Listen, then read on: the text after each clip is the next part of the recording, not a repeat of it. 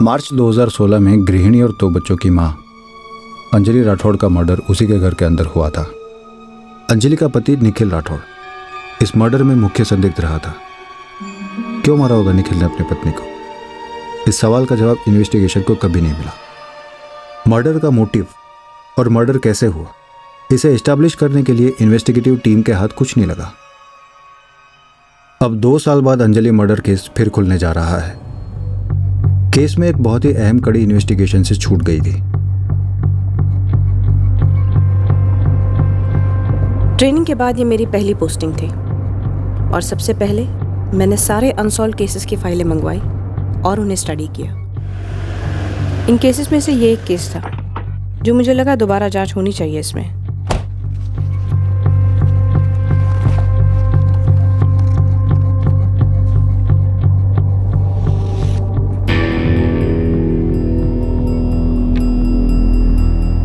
उस दिन ऑफिस में काफ़ी सप्लाईज पेंडिंग थी, बहुत काम था, तो मुझे डबल शिफ्ट करने को कहा गया था, इसीलिए मुझे घर से जल्दी निकलना पड़ा।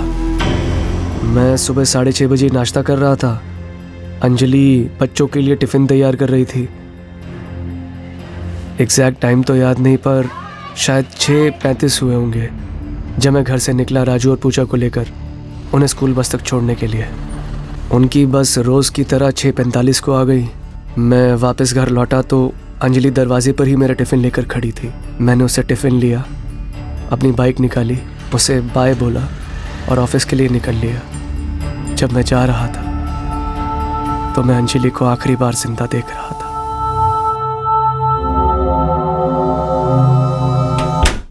मैं घर पर खाना बना रही थी, कुछ 12:45 हुआ होगा जब अचानक मैंने राजू और पूजा की चिल्लाने की आवाजें सुनी। शांति आंटी, शांति आंटी, शांति आंटी, शांति आंटी, शांति आंटी। राजू, पूजा, क्या हुआ? मम्मी जमीन पर पड़ी आंटी। बहुत खून भी निकल रहा है आंटी। मैं तुरंत उनके साथ उनके घर गई। दोनों बच्चे बुरी तरह से हिले हुए थे। बच्चों ने कहा काफी खून बह रहा था। मैं घबराते हुए घर में दाखिल हुई।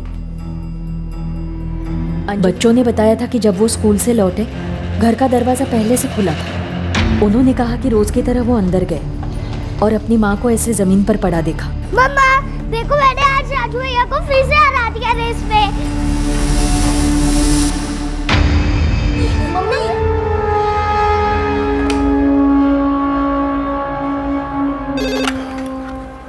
इंस्पेक्टर श्रीवास्तव।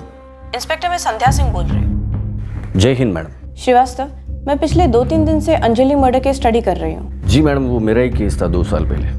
कल्प्रिट अभी तक पकड़े नहीं गए हैं। जी मैडम, वो केस अभी तक सॉल्व नहीं हुआ है। हमने 1 साल पहले फाइल दोबारा से खोली भी थी, लेकिन फिर वही डेड एंड। श्रीवास्तव, मुझे लगता है कि एक बहुत इंपॉर्टेंट एस्पेक्ट शायद इस केस में छूट गया है। बच्चों की स्टेटमेंट ली गई थी? जी बिल्कुल ली गई थी।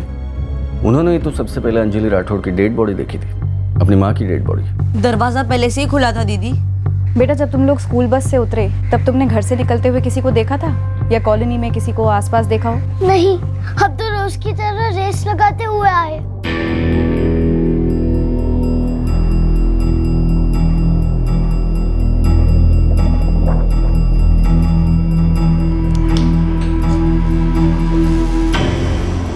निखिल, जरा इन्हें पहनो और देखो घर में से क्या क्या गायब हुआ है। काफी कुछ चोरी हुआ दिख रहा है।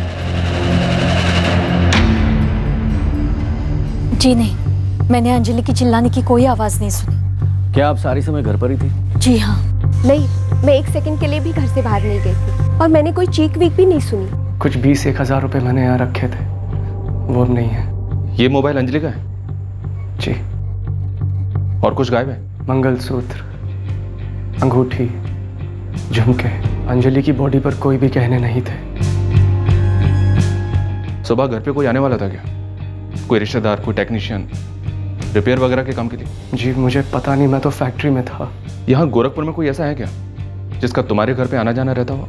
बस मेरा भाई करण यहाँ गोरखपुर में रहता है, और तो ऐसा कोई नहीं।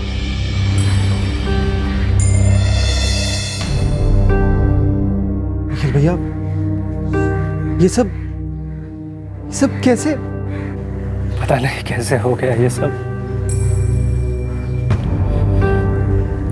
सुबह सुबह अंजलि से मिलके निकला था और अब मम्मी पापा को फोन किया भैया? निकले कुशीनगर से। गला काटे जाने के अलावा पेट में 3 बार स्टैबिंग हुई है। स्टैबिंग किससे हुई होगी? किचन के चाकू से? चाकू था, बट फिलहाल ये कह नहीं सकते कि कौन सा था। पूरा घर तहस नहस कर रख दिया हमलावर ने, लेकिन घर में जबरदस्ती एंट्री नहीं थी। ड्राइंग रूम में सब कुछ बिखरा पड़ा था, लेकिन ऐसा कोई एविडेंस नहीं था कि अंजलि ने हमलावर को पानी या चाय ऑफर की थी। इसलिए थोड़ा डाउट है कि क्या खूनी पहचान वाला था या नहीं। तो फिर बॉडी बेडरूम में कैसे पाई गई थी? और अगर हमलावर अनजान था तो फिर अंजलि के दरवाजा खोलते ही उसे मार डालता, और अगर अजनबी था तो फिर अंदर लाने के बाद उसे बेडरूम में क्यों ले गई? अंजलि का फ़ोन चेक किया सर, ऐसा कोई भी कॉल आया या गया नहीं जो हिंट देता हो कि सुबह कोई आने वाला था। बिना फ़ोन किए आया होगा शायद, और ऐसा लगता नहीं कि कोई राह चलता क्रिमिनल था। घर में घुसा, लूटा, मर्डर किया और भाग निकला। जो भी आया होगा कुछ तो बातें हुई होंगी, जिसके बाद अंजलि बेडरूम में गई होगी और कल्प्रिट ने अटैक किया होगा। अंजलि की बॉडी बेडरूम के दरवाजे के पास पड़ी थी, जमीन पर। मतलब इस बात के पूरे चांसेस हैं कि अटैक बेडरूम में घुसते ही हुआ होगा। एक और बात है, बिस्तर पर कोई सिलवटें नहीं थी। निखिल का कहना है कि रोजमर्रा वाला ही दिन था, डबल शिफ्ट करके अगले दिन घर लौटने वाला था। क्या इसमें कुछ है? डबल शिफ्ट, 24 घंटे के बाद घर लौटना। हम एक बहुत बड़े एक्सपोर्ट ऑर्डर को पूरा करने में काफ़ी पीछे चल रहे थे, इसलिए मैंने अनाउंसमेंट की थी, डबल शिफ्ट की 13 अप्रैल को। निखिल राठौड़ के बारे में कुछ बताएंगे? 6 साल से काम कर रहा है, काफ़ी अच्छा वर्कर है, very hard working, dedicated and honest. घर में कोई परेशानी? शादीशुदा जिंदगी में कुछ ठीक ना चल रहा हूँ? पर्सनल लाइफ में मैंने कभी दखल दिया नहीं, लेकिन लंबे अरसे से जब कोई साथ काम करता है, उस आदमी का बेसिक नेचर, उसके घर का माहौल, सबका मोटा मोटा अंदाज़ा तो लग ही जाता है। लेकिन निखिल की लाइफ में ऐसा कोई टेंशन दिख नहीं रहा था। सर मुझे नहीं पता कौन पहचान वाला आया था या आने वाला था। किसी ने मुझे फ़ोन करके तो नहीं बताया था, और अगर कोई आया भी हो तो वो मारने वाला हो, ये मेरी समझ के बिल्कुल बाहर है सर। कभी कुछ था नहीं? कोई भी अनबन नहीं थी तुम्हारे और अंजलि के बीच? ये कैसा सवाल पूछ रहे हैं आप, वो भी इस वक्त? अंजलि का मर्डर हुआ है महेंद्र जी, पत्नी थी वो निखिल की। कोई भी अनबन नहीं थी सर, खुश थे हम। भैया की लव मैरिज थी सर। अंजलि के पेरेंट्स कहाँ हैं? बस कल तक आ जाएंगे, वो लखनऊ के रहने वाले हैं। तो निखिल, अंजलि यहाँ थी या तुम लखनऊ में? मिले कैसे? लखनऊ में, मेरे कॉलेज में मेरी जूनियर थी वो। कोई एक कारण होना होता तो क्या होता इस मर्डर का? सर अगर मुझे पता होता तो क्या अब तक चुप रहता? उस घर से कभी बर्तन गिरने की आवाज़ नहीं आई, ना ही अंजलि कभी बच्चों पर चिल्लाती थी। लेकिन हाँ, सख्त माँ थी। बच्चों पर ना सही पति पर चिल्लाती हूँ, और पति निखिल उस पर। इतने सालों में दोनों के बीच में कोई झगड़ा नहीं। 5 साल से हमने तो नहीं सुना, जब से हम यहाँ रह रहे हैं। सही कह रही है शांति जी, मैं तो 9 साल से हूँ, पूजा मेरे सामने ही पैदा हुई। चलिए वो सब एक तरफ। शांति जी, दिव्या जी, उस दिन अंजलि चिल्लाई ही नहीं, उस पर छुरे से वार हुए थे। हमें भी यही अजीब लग रहा है, कैसे हो सकता है ये? माँ बाप सास ससुर के अलावा कोई और रिश्तेदार घर में आते थे? निखिल का कोई यार दोस्त या अंजलि का कोई दोस्त? ऐसे जासूसों की तरह कौन नजर रखता है मैडम? मैंने तो बस दोनों के माँ बाप और भाइयों को आते देखा है। अंजलि के 2 भाई हैं, दोनों उससे छोटे हैं।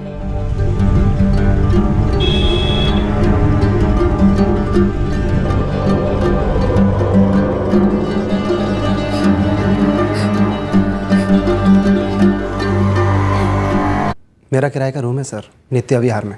अपने भाई के साथ नहीं रहते हो? जी, निखिल की अपनी गृहस्थी थी और करण का अपना काम, इसलिए दोनों अलग रह रहे थे। जब 2 साल पहले मैं कुशीनगर से यहाँ गोरखपुर आया था तो 3 महीने के लिए भैया के साथ उनके घर पर ही था।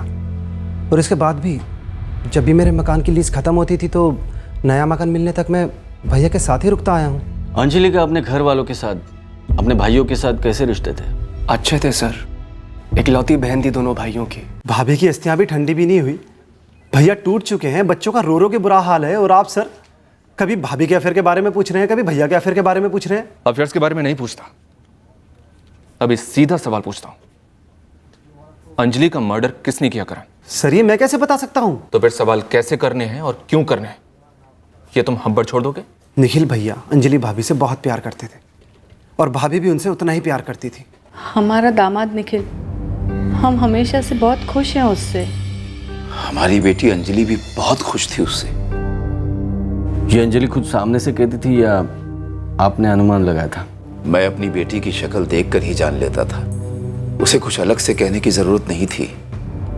सर 2 प्यारे बच्चे थे उसके। निखिल का काम भी बहुत अच्छा चल रहा था। बिल्कुल हंसता खेलता परिवार था। पूरे 13 साल हो गए थे दीदी की शादी को, लेकिन मैंने कभी दीदी की आंखें नम नहीं देखी, कभी चेहरा लटका तक नहीं देखा उनका। और जो सवाल आप हमसे पूछ रहे हैं उसका जवाब ना है। हमें निखिल जीजा जी पर कोई शक नहीं है। कुल मिलाकर 1.25 लाख की वैल्यू की चोरी हुई है विशाल और कृष्णा, और तुम्हारी दीदी को बेडरूम में मारा। कातिल घंटी बजाकर घर में घुसा और तुम्हारी दीदी चिल्लाई तक नहीं। मैम, हमारे परिवार में पहली बार इतना भयंकर कुछ हुआ है, हम झेल भी नहीं पा रहे। और ऐसी कंडीशन में आप हमसे क्या उगलवाने की कोशिश कर रही हैं? क्या चाहती हैं कि हम बिना मतलब के जीजा जी का नाम ले लें? सर, आपने पहले भैया पर शक किया और अब मुझ पर भी। मैंने सीधा सवाल पूछा तुमसे, कहाँ थे तुम? जॉब के लिए इंटरव्यू देने गया था। मैंने पिछले महीने जॉब छोड़ी है, इसलिए इंटरव्यूज दे रहा हूँ अलग अलग जगह पर। कहाँ था इंटरव्यू? केसी एसोसिएट्स, गोरखपुर की एक बड़ी सीए फर्म्स में से एक है। कब हुआ? 10 बजे से उन्होंने वॉक इन इंटरव्यू रखा था। तो तुम कितने बजे वॉक इन हुए? इंटरव्यू कब तक चला और तुम वहाँ से कब निकले? सर, मैं 10 बजे वॉक इन हुआ, 2:30 बजे मैं वहाँ से निकला। पास के एक रेस्टोरेंट में जाके मैं लंच कर रहा था जब निखिल भैया का मुझे फ़ोन आया कि घर में ऐसा कुछ हुआ है। 10 से 2:30, 4.5 घंटे का interview? Sir, walk in interview था। मैं 10 बजे वॉक इन हुआ और मेरे जैसे 1 दर्जन कैंडिडेट थे वहाँ पर। मेरा नंबर 2:05 पे आया। सर, ऐसे क्या देख रहे हैं आप? नहीं, कुछ नहीं। तुम अपने नए किराए के मकान में 1 हफ्ते पहले शिफ्ट हुए थे, ऐसा तुमने हमें बताया। जी, 10 मार्च को मेरे पुराने वाले घर की लीज खत्म हुई थी। एक्सटेंशन दे नहीं रहा था मकान मालिक, तो मैं भैया के पास आकर रहने लगा। और जैसे ही मुझे मेरा नया घर मिल गया तो 7 अप्रैल को मैं अपने नए घर में शिफ्ट हो गया। महेंद्र और योगिता निखिल के असली माँ बाप नहीं है? महेंद्र ने गोद लिया है निखिल को। इसमें इतनी चौंकने वाली क्या बात है? निखिल ने हमें ये बात बताई ही नहीं। उसने कहा वो उसके माँ बाप है, तो इसका मतलब करण उसका सगा भाई नहीं है। जब मैंने ही अपने आप को कभी सौतेला नहीं माना तो आपको क्यों बोलता? ये बात हमें पहले क्यों नहीं बताई? सर, आप इस सब में क्या ढूंढ रहे हैं? तुम्हारे बीवी के हत्यारे को, उस छुपे कारण को ढूंढ रहे हैं जिसकी वजह से यह मर्डर हुआ। और कोई बात जो हमसे छुपाई जाती है हम उस पर शक करते ही करते हैं। निखिल, पत्नी मरी है मेरी सर, मेरे बच्चों ने अपनी माँ खोई है। हमें सिर्फ उस कातिल के पकड़े जाने से मतलब है, और आप हैं कि अपने बेमतलब के सवालों से हमारा दर्द और बढ़ाते जा रहे हैं। कुछ समझते हैं आप? इस दर्द से गुजर रहे हैं हम इस वक्त। पिछले 4 दिनों में निखिल, हमने इलाके के 23 छटे हुए हिस्ट्री शीटर्स को तोड़ा है, और इस वक्त और 4 से सख्त पूछताछ हो रही है। और हमारा शक और भी बढ़ते जा रहा है कि ये मर्डर किसी हिस्ट्री शीटर ने नहीं किया है। हत्यारा घर का है निखिल, और तुम हमें घर में झांकने ही नहीं दे रहे हो। कह रहे हो ना तुम्हारा अफेयर है ना अंजलि का था। क्योंकि नहीं था। हमारा अफेयर एक दूसरे के साथ था, गहरा प्यार था। फिर कौन? ये कौन जो है, ये कोई ऐसा है जिसे अंजलि ने घर में आने दिया, पर उस पर अंजलि को रत्ती भर का भी शक नहीं था कि वो उस पर जानलेवा हमला करेगा। भरोसा था उस पर जो उसने तोड़ा। निखिल ने हमें सामने से नहीं बताया कि महेंद्र और योगिता उसके माँ बाप नहीं, बल्कि उसे गोद लिया गया था, और करण उसका सगा भाई नहीं था। ये बात हमें खटक रही थी। हमने करण के बारे में भी छानबीन की। यस सर, 14 अप्रैल को हमने वॉक इन इंटरव्यूज रखे थे, सुबह 10 से शाम 4:30 तक। ये देखिए, मिस्टर करण राठौड़, 14 अप्रैल इनका इंटरव्यू टाइम 2:05 को आया और 2:30 को यहाँ से निकले। करण कब आया था यहाँ? सुबह 10 बजे? यस सर, साइन इन है।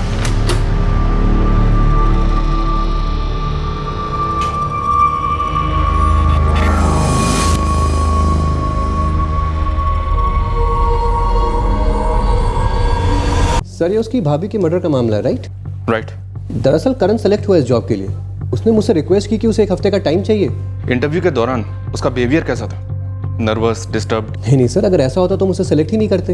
इनफैक्ट करण ने पूरे कॉन्फिडेंस के साथ जवाब दिए थे और सही जवाब दिए थे। फैमिली ने हमसे एक और बहुत बड़ी बात छुपाई थी, एक अनबन जो लखनऊ में छुपी बैठी थी। अंजलि के सबसे छोटे भाई कृष्णा को आड़े हाथों लीजिए साहब, सारे रिपोर्ट्स निकलवाई है। जमीन का माजरा है इनके बीच। पर क्या कृष्णा ने अंजलि को मरवाया?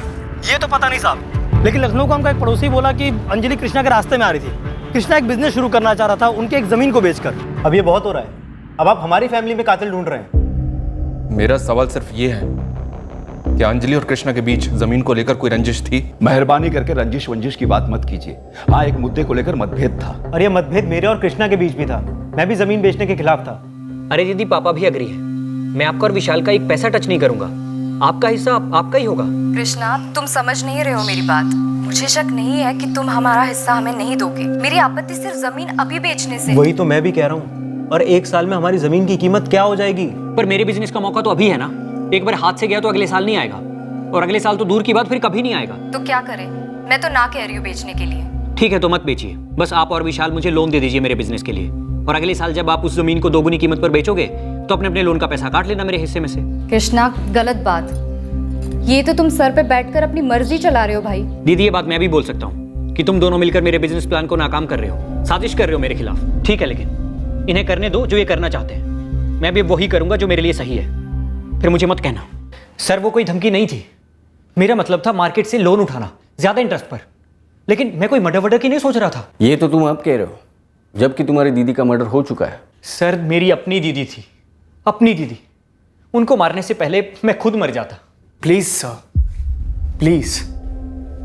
ये कोई इनसाइड जॉब नहीं है जैसा कि आप सोच रहे हैं। मैं जानता हूं कि आप लोगों को फ्रस्ट्रेशन के कातिल नहीं मिल पा रहा, मगर इसका मतलब ये तो नहीं होगा ना कि उसकी फ्रस्ट्रेशन आप मेरे फैमिली मेंबर्स पे निकालेंगे। कृष्णा थोड़ा गर्म दिमाग का है, लेकिन मैं अपने भाई को बहुत अच्छी तरह जानता हूँ सर। मुझसे ज्यादा लाड तो अंजलि ने किया है कृष्णा को, सबसे छोटा जो है। और सर, आपको यह भी बता दूं कि मेरी दीदी खुद मेरे लिए लोन का इंतजाम कर रही थी। और वैसे भी विशाल भी तो जमीन बेचने के खिलाफ था ना, तो इसका मतलब अगला नंबर उसका होता। ऐसा होना भी कोई नई बात नहीं है। सर, आप कातिल ढूंढ रहे हैं या बकरा? निखिल राठौड़, अंजलि राठौड़, करण राठौड़, विशाल सिंह और कृष्णा सिंह, इन सभी के कॉल रिकॉर्ड स्कैन किए। कोई भी कॉल नहीं है इनके कॉल रिकॉर्ड्स में जिस पर शक किया जा सके। और दोनों परिवारों में से भी कोई किसी पर शक नहीं कर रहा है। क्या हम लोग इनसाइड जॉब पर कुछ ज्यादा ही फोकस कर रहे हैं? हो सकता है ये कोई रैंडम क्रिमिनल था। तो फिर उसके भी कोई सुराग होने चाहिए। हमने कितने हिस्ट्री शीटर्स को तोड़ा है, पूरे यूपी के जोरियों को खंगाला, मगर हाथ कुछ नहीं लगा। और ये अगर राह चलता क्रिमिनल होता शायद गोरखपुर के बाहर का, तो फिर वो यही हाउसिंग कॉलोनी की इसी एक घर की डोरबेल क्यों बजाता?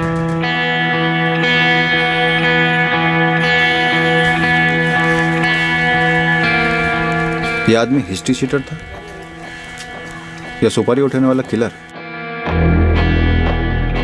या फिर एक बनाया हुआ एंगल, एक सोची समझी चाल, या सचमुच एक सरफिरा और इस केस का मुख्य आरोपी? ये मनीष यादव है। निखिल ने ये बात भी हमसे छुपाई थी। हम इन्वेस्टिगेशन के डेड एंड पर पहुंच चुके थे, 3 हफ्ते हो चुके थे। तब हमारे एक खबरी ने ये एंगल ढूंढ निकाला। निखिल, मनीष यादव के बारे में कुछ नहीं बताओगे? मनीष यादव? नहीं जानते? झड़प हुई थी तुम्हारी उसके साथ? ओ हाँ हाँ, मनीष यादव। वो कैसे छूट गया मेरे दिमाग से।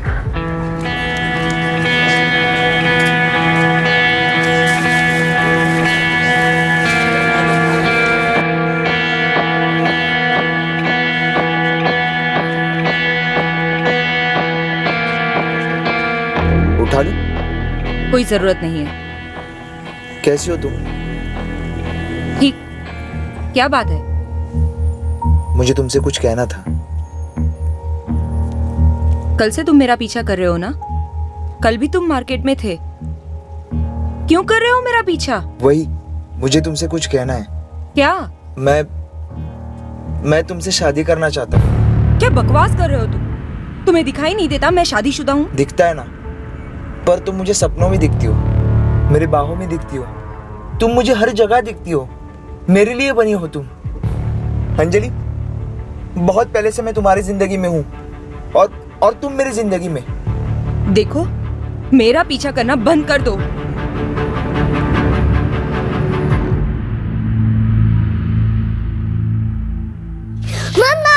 मम्मा देखो मैंने ड्राइंग बनाई, कैसी है?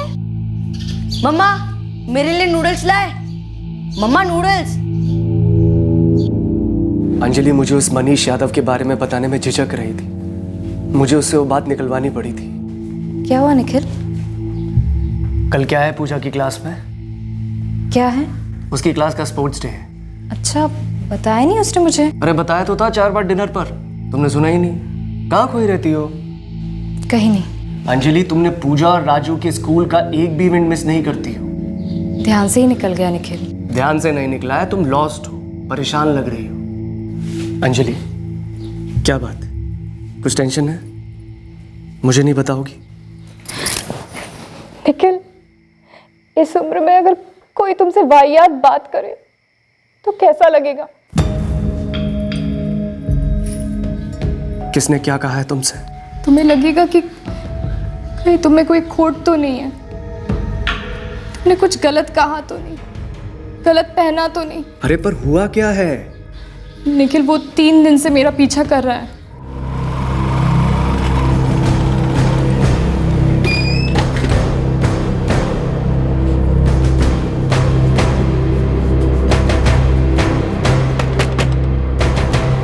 मनीष यादव यहीं रहता है? आप बुलाओ उसे। अरे पीछा, अरे पीछा करेगा? अरे पहले बताओ मुझे क्या हुआ, इधर पुलिस को फोन कर दूंगा। फोन कर पुलिस को, जिंदगी भर के लिए जेल में होना चाहिए।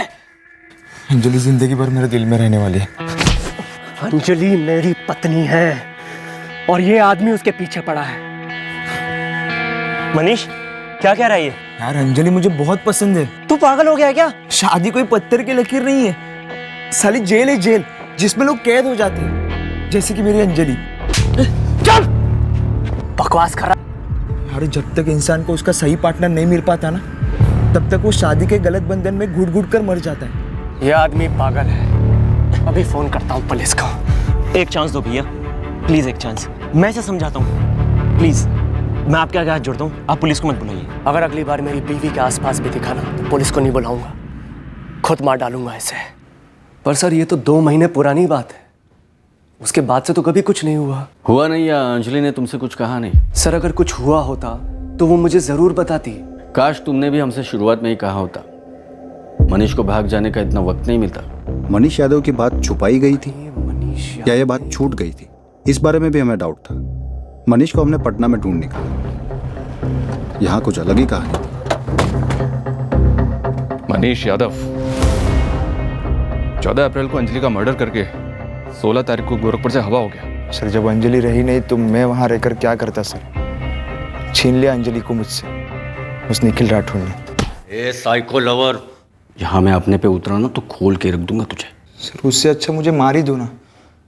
जिसके प्यार का मर्डर हो गया वो जीकर भी क्या करेगा सर? अगर सच्चे आशिकी पर उसके माशूका का मर्डर का इल्जाम लगे तो वो जीते जी मर जाएगा ना सर। हमारा मिलना लिखित था, सब लिखित था, जैसे लिखा था वैसे ही हुआ सर। भैया वो 4 पैकेट्स वेफर्स के दे दीजिए। सॉरी बहन जी, वो आखिरी के 4 पैकेट बचे हुए थे, किसी और ने ले लिए। बस 10 मिनट में मंगा के देता हूँ। नहीं भैया, उतना टाइम नहीं है मेरे पास, किसी और दुकान में भी नहीं मिल रहा है, आप रहने दीजिए। मैम ये मैंने खरीदी है, लेकिन आप लीजिए, मैं बाद में खरीद लूँगा। सच में? जी लीजिए। Thank you so much. दरअसल ये मेरे बच्चों के लिए है, उनको क्लास से पिक करना है ना, लेट हो रही हूँ। लिखित था, सब ऊपर से लिखित था, हम इस तरह मिलेंगे। उसकी वो स्माइल, उसकी वो खुशी, पहले मुलाकात के बाद नियति ने हमारी दूसरी मुलाकात भी करवा दी, वो भी तुरंत। ऑटो रिक्शा का इंतजार कर रही थी। अरे क्या हुआ, ऑटो नहीं मिल रही है क्या? जी आपने कहा था आपके बच्चों को क्लास से पिकअप करना है। हाँ जी, लेट हो रही हूँ मैं। कोई बात नहीं, मैं छोड़ देता हूँ। अरे नहीं, आप इस तरफ जा रहे हैं, बच्चों की क्लास उस तरफ है। नहीं मैम, मुझे लेट नहीं हो रहा है, आप बैठिए ना, मैं छोड़ देता हूँ।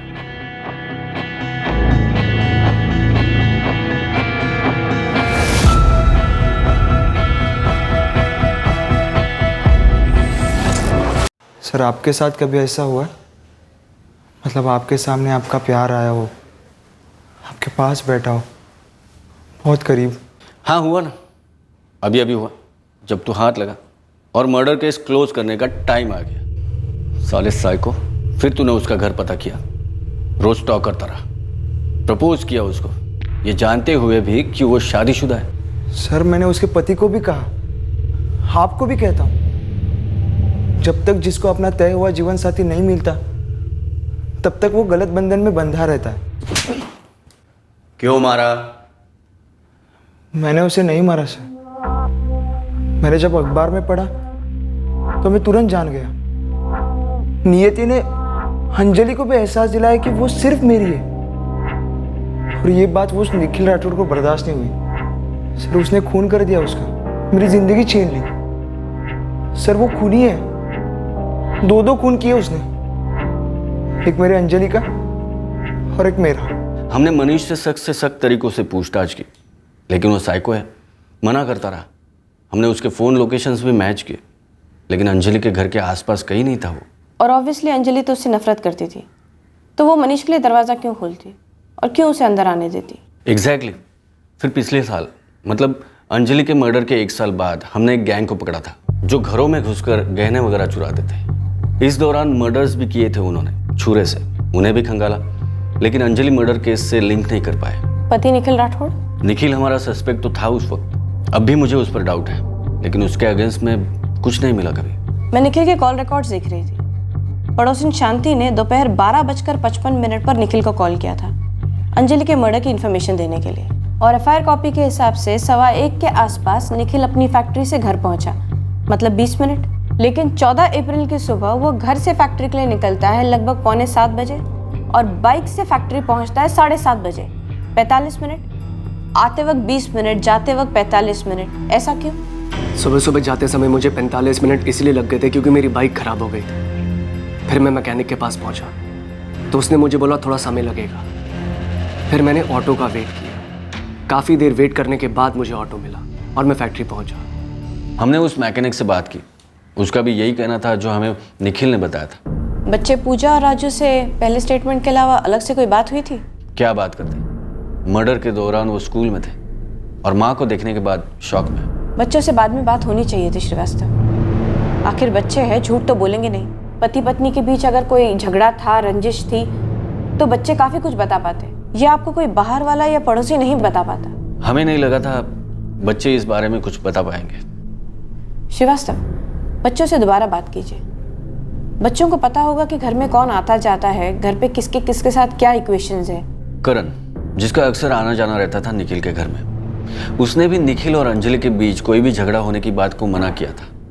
अंजलि ऐसी मालूम नहीं होती जो अपने निजी सेंसिटिव मामले अपने देवर के साथ डिस्कस करे। निखिल भी नहीं करता होगा। एज पर निखिल स्टेटमेंट, ये मनी स्टॉकर वाली बात भी अंजलि ने उसे काफ़ी देर से बताई थी। जब निखिल ने देखा कि वो परेशान है, पूछा, तब बोली। शायद ऐसी कोई बात होगी जो अंजलि को परेशान कर रही हो और बच्चों ने नोटिस की हो।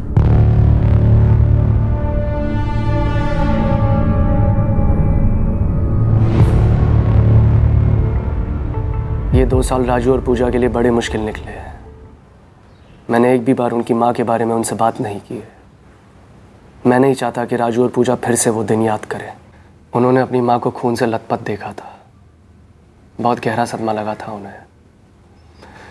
बड़ी मुश्किल से उन्हें उससे बाहर ला पाया हूँ। मैं समझ सकता हूँ निखिल, लेकिन उनकी माँ के हत्यारे आज भी आज़ाद हैं। जानता हूँ सर, और मैं खुद चाहता हूँ वो पकड़ा जाए, मगर मैं ये नहीं चाहता कि राजू और पूजा फिर से वो दिन याद करें। मतलब तुम नहीं चाहते कि अंजलि के हत्यारे पकड़े जाए? बच्चे उस हत्यारे को नहीं जानते हैं सर, उन्हें कैसे पता होगा? और अगर पता होता तो आपको पहले नहीं बता देते। निखिल, वो शायद अब कुछ बोले, उस वक्त काफ़ी सदमे में थे। हमने भी उनसे कुछ बात नहीं की थी। अब हम दोबारा से उनसे पूछेंगे और हम पूरी केयर लेंगे, उन्हें कोई तकलीफ, कोई सदमा ना लगे। बात तब करनी चाहिए थी 2 साल पहले, पर अब तो करनी ही पड़ेगी।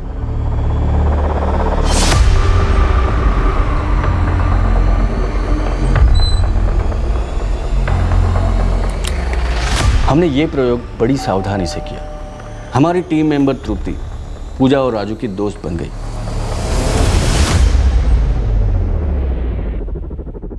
वो रोज उन्हें मिलती, उनके स्कूल के होमवर्क प्रोजेक्ट में हेल्प करने लगी। कुछ ही दिनों में ऐसा मेलजोल बन गया उन तीनों के बीच कि बच्चे तृप्ति के साथ खुलकर बातें करने लगे।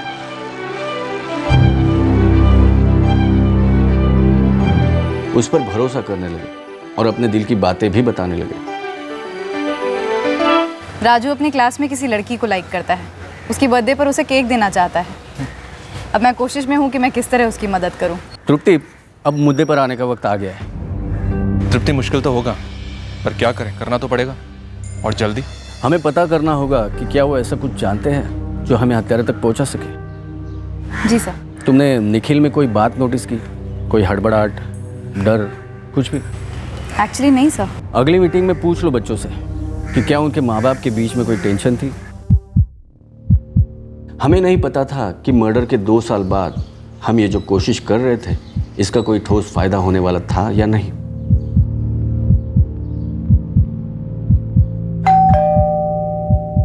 पर इस कोशिश ने वाकई में हमें 2 साल बाद इस केस में एक ब्रेक थ्रू दिया। सॉरी बेटा, मैं तुम लोगों से फिर से वही बात कर रही हूँ। इट्स ओके दीदी, एक्चुअली मैंने मम्मी पापा को कभी झगड़ते नहीं देखा। तुम्हारे पापा भी यही कहते हैं। बहुत प्यार था ना दोनों के बीच।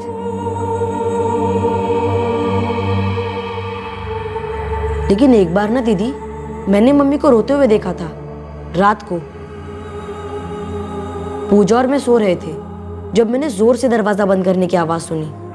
मम्मी पापा के रूम का दरवाजा था वो।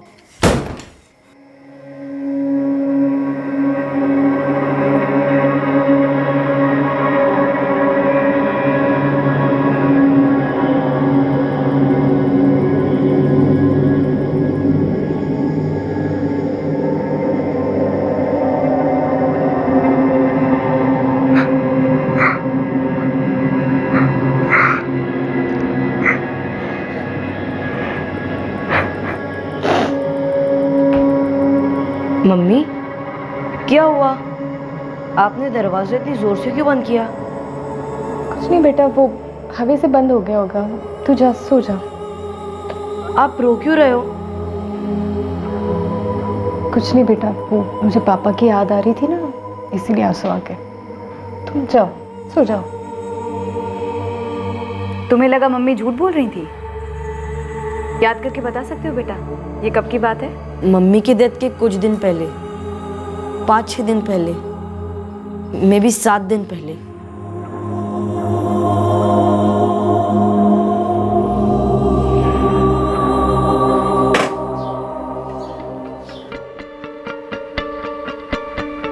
क्या हुआ राजू? एक और बात कहनी थी दीदी, जो मैं पूजा के सामने नहीं बोलना चाहता था। कौन सी बात? उस रात पापा घर पर नहीं थे।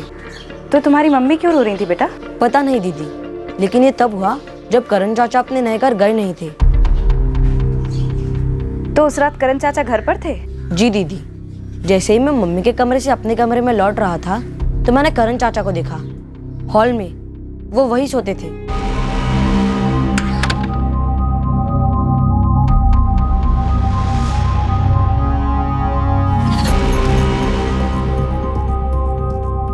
और दूसरी सुबह तुम्हारे करण चाचा अपने नए घर चले गए थे? जी, लेकिन मुझे नहीं पता उस रात क्या हुआ था दीदी।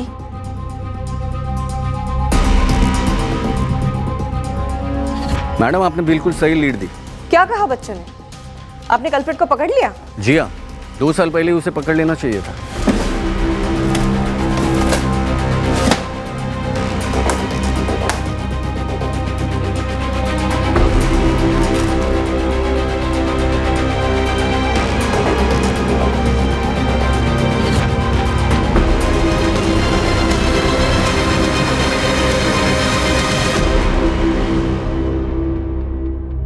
सर, करण को उस दिन घर जाने के लिए मैंने ही कहा था। क्यों? क्योंकि अंजलि ने मुझे कहा था उसे कहने के लिए। क्यों? क्या बात है? वहाँ करण ने पैसे भी भर रखे हैं, ज़ाया जा रहे हैं। तुरंत पोजीशन लेनी चाहिए, आज ही लेने कहो। अरे पर आज ही क्यों? उसका अपना फ्लैट है, आराम से वहाँ सोए। यहाँ हमारे घर में ड्राइंग रूम में उसे सोना पड़ता है। आप बोलिए ना उसे, आज ही के आज शिफ्ट हो जाए। सर, मुझे लगा कि एक और मेंबर होने की वजह से शायद घर में खर्चा बढ़ रहा था, काम बढ़ रहा था, इसलिए अंजलि मुझे जोर दे रही थी। और मैं घर में कोई बखेड़ा खड़ा करना नहीं चाहता था, इसलिए मैंने करण को बोला तुम शिफ्ट हो जाओ। पर सर, अब ये क्या बोल रहे हैं? करण मेरे सगे भाई से बढ़कर है। अंजलि उसकी भाभी थी, उसका इतना लाड प्यार करती थी वो। ये गलत है सर ये? नहीं निखिल, करण के घर की तलाशी में हमें अंजलि के गहने मिले हैं। करण ने ही अंजलि का मर्डर किया है।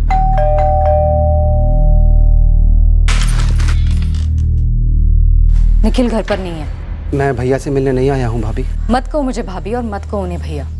सॉरी अंजलि, अंदर तो आने दो। माफी मत मांगो, तुम बस चले जाओ यहाँ से और फिर कभी यहाँ मत आना।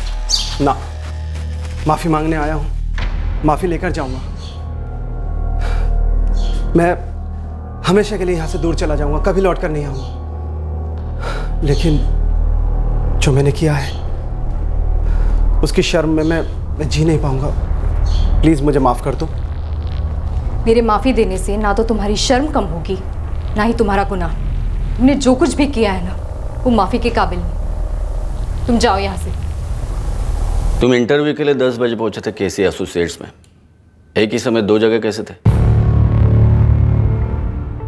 तुम इंटरव्यू के लिए 10 बजे पहुंचे थे केसी एसोसिएट्स में। एक ही समय 2 जगह कैसे थे? मुझे डर था कि मेरी भाभी एक ना एक दिन भैया को सब कुछ बता देगी,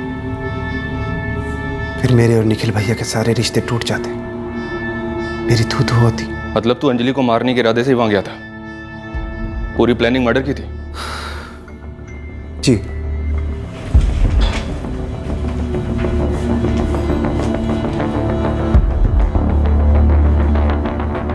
मैंने एक्स्ट्रा कपड़े और छुरा अपने साथ ले लिया था।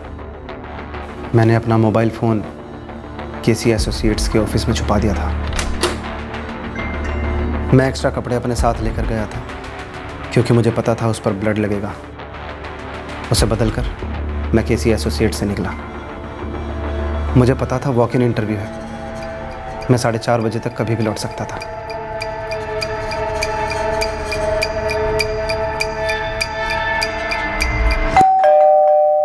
अपनी भाभी की तरफ तुम्हारा गलत इरादा उसी एक रात को अचानक तो उभरा नहीं होगा।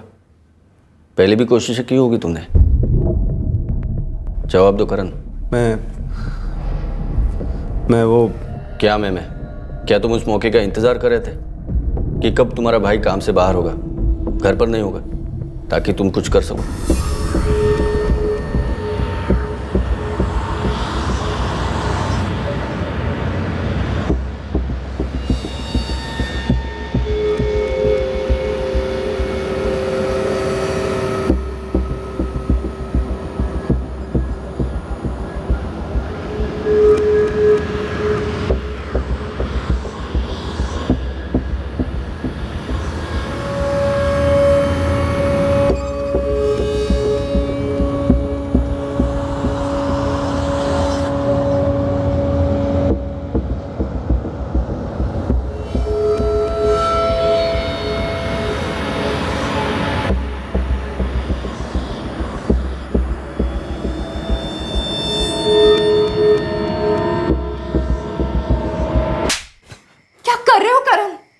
वही भाभी जो आप एक अरसे से करना चाहती हैं। निकलो यहां से, अभी के अभी निकलो यहां से।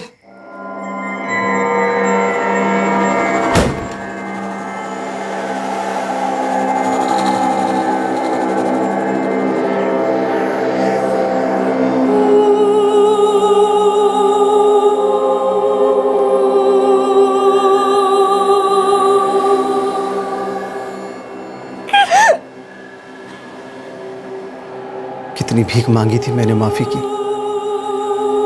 मानता हूं कि मैंने लाइन क्रॉस की थी, लेकिन मैं ये नहीं चाहता था कि किसी को भी इस बात का पता लगे। मैं बहुत डरा हुआ था और शर्मिंदा भी। मेरे माफी देने से ना तो तुम्हारी शर्म कम होगी ना ही तुम्हारा गुनाह। तुमने जो कुछ भी किया है ना वो माफी के काबिल नहीं। तुम जाओ यहां से।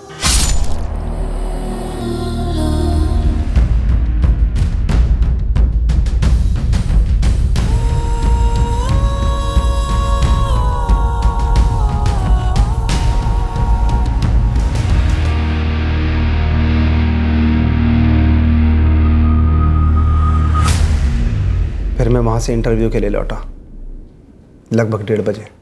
और पूरे कॉन्फिडेंस से इंटरव्यू दिया, जॉब मिल भी गई।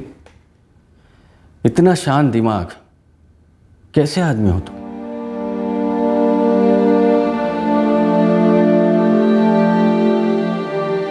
अंजलि ने मुझे एक बार बताया होता तो मैं करण को अपने घर से ही नहीं अपनी जिंदगी से भी निकाल देता। 2 साल तक मैं ये सोचता रहा, कौन हो सकता है, किसने मारा है अंजलि को। लेकिन ये कभी नहीं सोचा था कि करण, मेरा भाई, मेरे सगे भाई से भी बढ़कर उसने। हम चूके मैडम, हमने करण वाला एंगल को डिटेल में टटोला नहीं। बहुत बड़ी मिस्टेक हुई हमसे। होता है श्रीवास्तव, एटलीस्ट अब ये केस अनसॉल्व नहीं रहेगा। जल्द से जल्द चार्जशीट फाइल कीजिए, अब ट्रायल में देरी नहीं होनी चाहिए। जी मैम। तृप्ति, तुम खुद जाकर बच्चों को दे आती, उनको अच्छा लगता। नहीं सर, ऐसे ही ठीक है, उनके लिए भी है और मेरे लिए भी। बाहरी दुनिया के खतरे से घर पर घात लगाए बैठा खतरा ज्यादा खतरनाक साबित हुआ। एक ऐसा खतरा जिसकी गंभीरता को अंजलि ने कभी भापा नहीं और जिसके होने की निखिल को भनक तक नहीं थी। खामोशी अक्सर ऐसे खतरों को हवा देती है, हिम्मत देती है। गलत करने वाला भले सबसे करीबी इंसान हो, उसे गलती का एहसास दिलाना जरूरी है। हाँ, आसान नहीं होता, कई और जिंदगियों के बिखरने की संभावना भी होती है, लेकिन चुप रहने से न खतरा टलता है न जिंदगी संवरती है।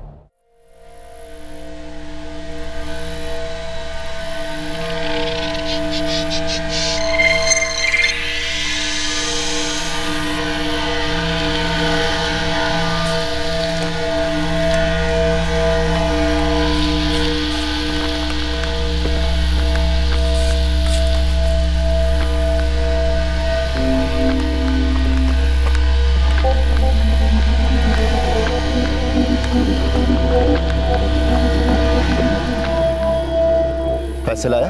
हाँ, वो पैसे का बंदोबस्त हो गया है, एक दोस्त के पास पड़े हैं, वो सनारीपल्ली में रहता है, वहाँ जाना होगा।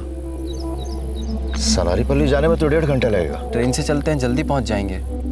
आपकी मोटरसाइकिल स्टेशन पर छोड़ देंगे। ठीक है, चल।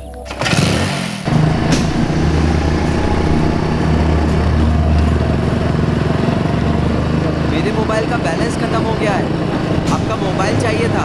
क्यों? वो दोस्त को फोन करके बोल देता हूँ कि हम लोग पहुँच रहे हैं।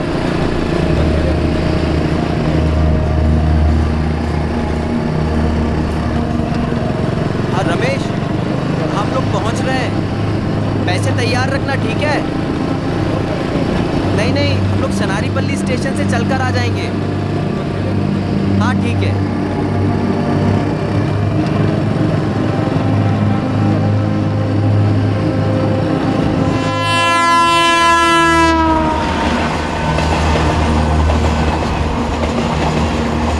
स्टेशन के पास में ही है, 15 मिनट की दूरी पर, थोड़ा सा चलना पड़ेगा।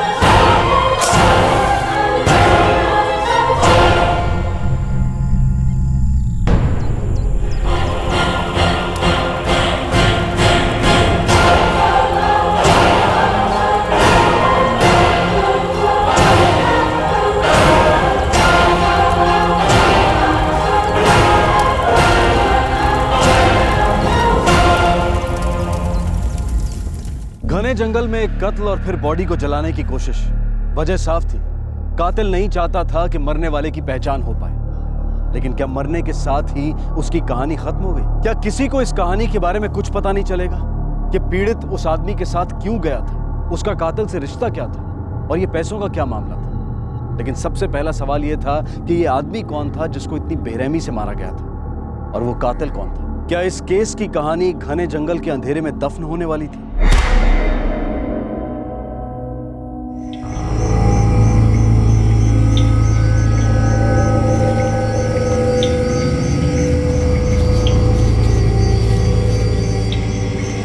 क्या चंदन, इस बार घर की बहुत याद आ रही है।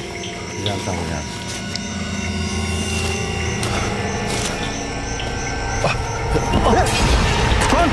कौन है वहां? बुरी तरह से जली हुई है। चंदन, पुलिस को इन्फॉर्म करते हैं।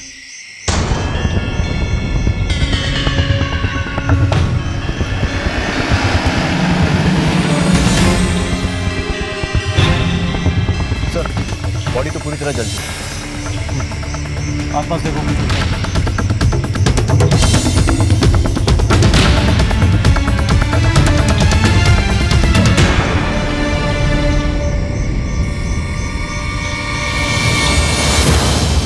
तुम लोग इस एरिया में रेगुलर राउंड लगाते हो? हाँ सर। इसी रूट पर? नहीं सर, ये जंगल काफ़ी बड़ा है तो हम रूट बदल बदल के राउंड लगाते हैं। लास्ट टाइम इस रूट पर कब आए? लगभग 1 हफ्ता हो गया सर। लगभग 1।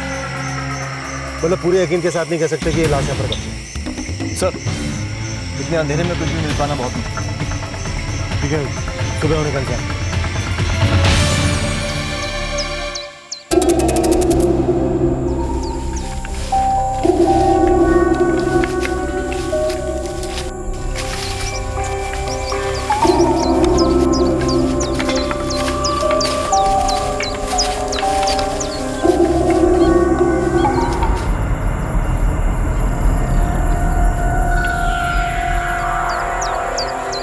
किसी टू व्हीलर की चाबी ले। सर, ये एक पर्स मिला है।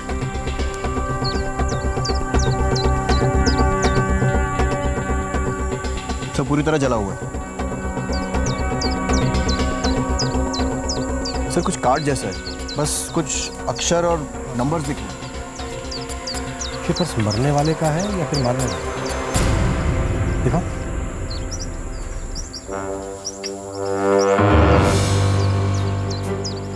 चलो देखते हैं ये जले हुए अक्षर और नंबर किसका नाम सामने।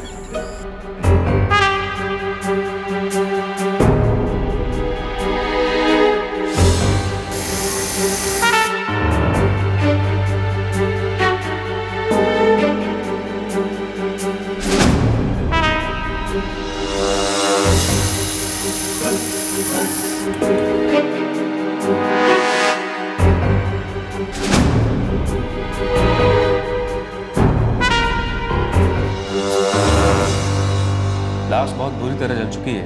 हम केवल इतना बता सकते हैं कि इसे गला दबाकर मारा गया है और बाद में पेट्रोल से जलाया गया है। वैसे विक्टिम की उम्र क्या होगी डॉक्टर? ये कोई 50 साल के आसपास। हमारे पास इसकी पहचान के लिए सिर्फ एक की चेन, कुछ अक्षर और कुछ नंबर्स हैं। अब वो भी इसके हैं या नहीं ठीक से नहीं कह सकते। 50-52 की एज का आदमी, बॉडी के पास से भगवान की फोटो वाला कीचेन मिला है। आसपास के सारे पुलिस स्टेशन में इंफॉर्मेशन दे दो। हो सकता है किसी स्टेशन में इससे मिलती जुलती कोई मिसिंग कंप्लेंट।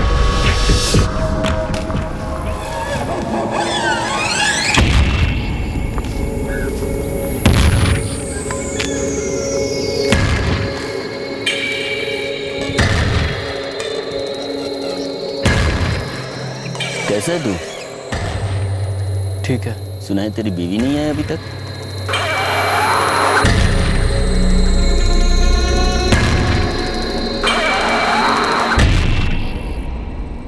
जैसा कातिल चाहता था बिल्कुल वैसा ही हो रहा था। लाश की शिनाख्त कर पाना मुश्किल ही नहीं, नामुमकिन लग रहा था। आसपास के पुलिस स्टेशन में पता किया जा रहा था कि शायद कहीं किसी ने इस आदमी की मिसिंग कंप्लेंट लिखवाई हो, या फिर शायद यह भी हो सकता था कि वो अधूरे सबूत इस हत्या की पूरी सच्चाई बयां करते।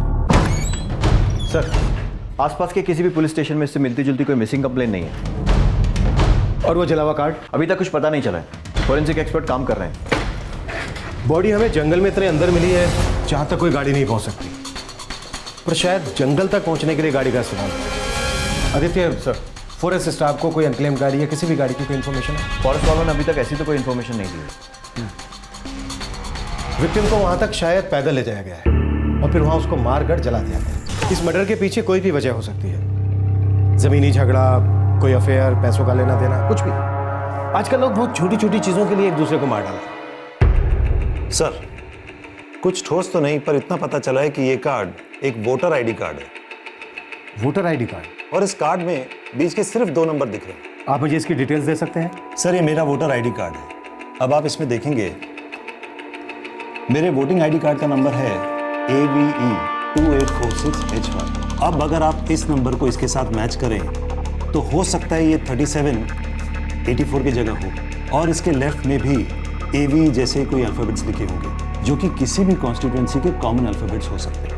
उसके बाद फिर कोई एक नंबर होगा, जैसे कि मेरे कार्ड पर 2, उसके राइट में भी एक नंबर होगा, जैसे कि मेरे कार्ड पर 6 है, और इसके राइट में सीरीज़ का आइडेंटिफिकेशन सीरीज़ होगा, जैसे कि मेरे कार्ड में HY है। मतलब इस सीरीज़ में जो अल्फ़ाबेट्स हैं वो इम्पोर्टेंट, लेकिन इस वोटर आईडी कार्ड पर वो सब मिसिंग है। इस वक्त नाम की जगह पर हमारे पास सिर्फ हरी है, जो इस किलर या विक्टिम के नाम के 2 अक्षर हैं। जी। और हमारे पास 2 नंबर हैं, 3 और 7, जी, जो उसके वोटर आईडी कार्ड के नंबर के 2 डिजिट हैं, राइट? जी सर। मतलब हमें इन 2 चीज़ों से ही उसे आइडेंटिफाई करना है। सर, ये आइडेंटिफिकेशन तो घास के ढेर में सुई को ढूंढने के बराबर होगा। मेरा मतलब है आपको हज़ारों या लाखों वोटर आईडी कार्ड से मैच करना पड़ेगा। तो सबसे पहले हम कौन से डिस्ट्रिक्ट को टारगेट करें? आदित्य, सबसे पहले सबसे पास की कॉन्स्टिट्यूएंसी से शुरू करते हैं, धीरे धीरे आगे बढ़ते जाएं। सर,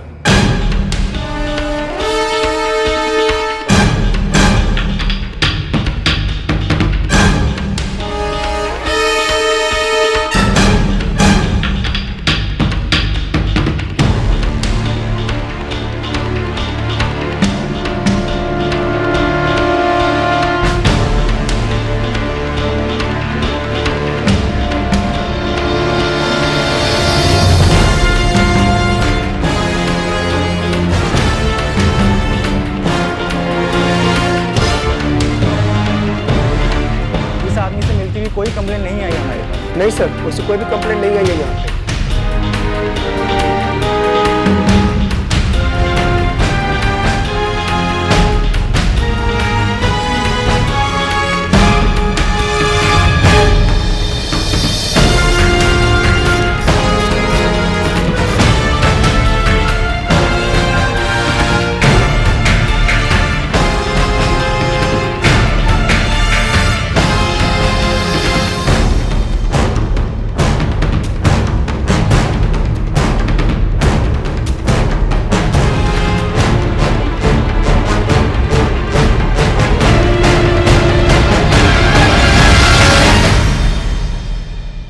दिन में कई कॉन्स्टिट्यूएंसीज और हजारों वोटर आईडी कार्ड्स देखने के बाद पुलिस को एक ऐसा वोटर आईडी कार्ड नंबर मिला जो शायद हरिहर कामत का था। हालांकि पुलिस के लिए अभी पक्के तौर पर यह कह पाना मुश्किल था कि यह पहचान कातिल की थी या विक्टिम की। Harihar Kamat, date of birth 7 April 1960। 1960 मतलब 54 साल। सर, हो सकता है यह उसी आदमी का हो जिसका खून हुआ है, क्योंकि एज तो मैच कर रही है। यही तो 50 साल के आसपास। ये भी तो हो सकता है कि वो किलर हो और उसकी एज भी तो 50 के आसपास हो सकती है। एड्रेस क्या लिखा है? सर, हरिहर कामत का घर सेलंदूर में, जो कि सनारीपल्ली से करीब 30 किलोमीटर दूर है, पर वहाँ जाने का रास्ता वही है जहाँ हमें लाश मिली थी। चलो चलकर पता करते हैं कि है कौन, और अगर ये विक्टिम है तो अभी तक किसी ने इसकी मिसिंग कंप्लेंट दर्ज क्यों नहीं कर पाया?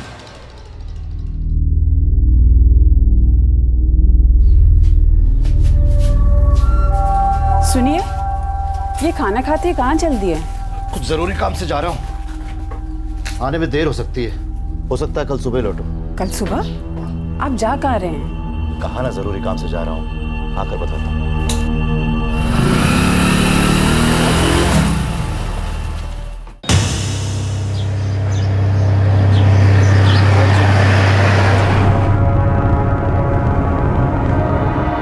सर, ये तो हरिहर है, इस गांव के बहुत फेमस आदमी है। पूरा गांव इनका बहुत रिस्पेक्ट करते हैं। करते क्या है? रिश्ता पक्का कराने का काम करते हैं। एक गली के बाजू में ही उनका घर है।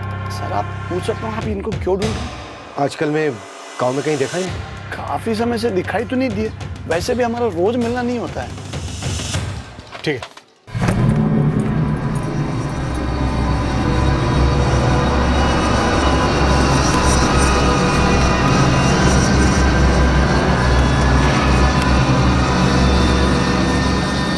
यहीं रहते हैं? जी, वो मेरे अप्पा हैं। इस वक्त कहाँ पर? साहब, मेरे पति के बारे में कुछ पता चला? कहाँ गए हैं? पता नहीं, 5 दिन पहले निकले थे और अभी तक वापस नहीं है। यही है हरिहर? जी, अप्पा कहाँ है? क्या बात है? अप्पा मिल गए क्या साहब? नहीं। तो आप यहाँ क्यों आए हैं और इतने सारे सवाल क्यों पूछ रहे हैं? क्या बात है सर, मैं अभी अभी यहाँ के थाने से आ रहा हूँ, लेकिन उन्होंने अप्पा के बारे में कुछ भी नहीं बताया। आप लोग इसे पहचानते हैं?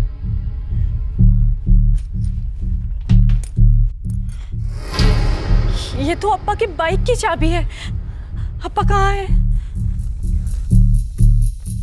आप लोग को हमारे साथ चलना होगा। चलना होगा? कहाँ चलना होगा साहब? आप बता क्यों नहीं रहे कि बात क्या है?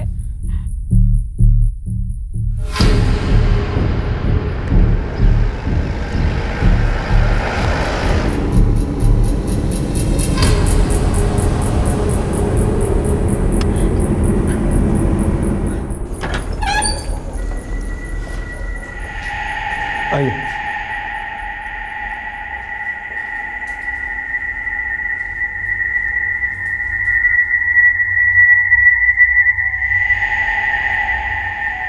साहब, आप हमें यहाँ क्यों लेकर आए हैं? देखिए, हमें ये लाश मिली, बुरी तरह से चली हुई। लाश के पास से हमें एक कीचेन और एक जला हुआ वोटर आईडी कार्ड मिला, जिसके जरिए हम आप लोगों तक पहुंचे। हमें लगता है ये लाश हरिहर जी की।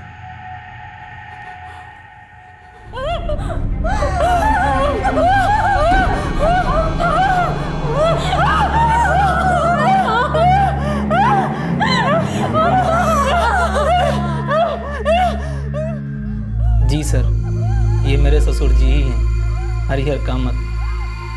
आपको इनकी लाश कहाँ से मिली? सनारी पल्ली के जंगल।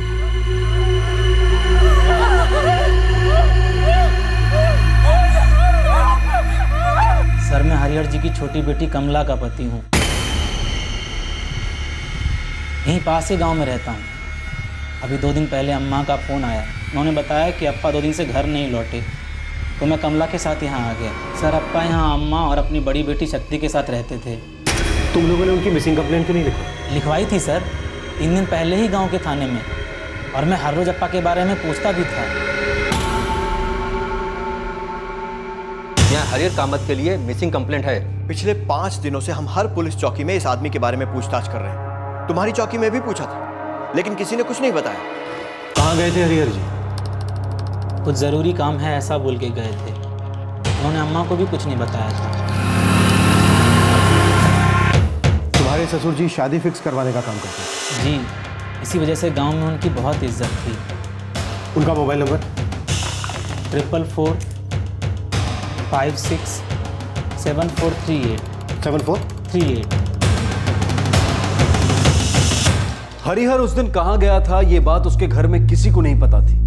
सबका यही कहना था कि हरिहर एक बहुत अच्छा इंसान था। तो फिर वो कौन सी बात थी जिसकी वजह से वो बिना किसी को बताए उस दिन घर से निकल गया था और वापस कभी नहीं आया?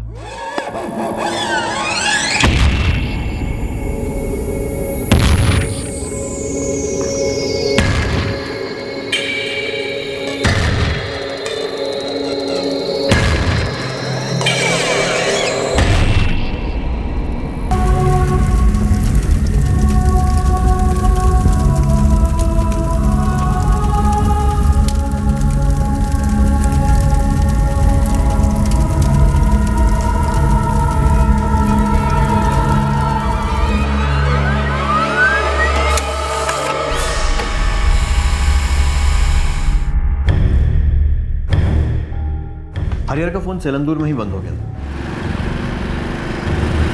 और ये फोन रिकॉर्ड्स क्या कहते हैं? सर, उस दिन उसे 2 कॉल आए थे। ये पहला वाला नंबर सेलंदूर के एक पीसीओ का है। मुझे कुछ याद नहीं आ रहा है। करीबन 10:30 बजे। नहीं साहब, कुछ याद नहीं आ रहा है। कुछ याद आए तो हमें खबर करो। ठीक है साहब। ये कॉल सुबह 10:30 बजे आया था। हरिहर जी अपने घर से करीब 2 बजे निकले थे, दोपहर के खाने के बाद, और दूसरा कॉल उन्हें 2:15 बजे आया। हेलो। वो दूसरा कॉल 444567645 नंबर से आया। ये नंबर सूर्य प्रकाश पिल्लई का है, वो भी सेलंदूर में ही रहता है।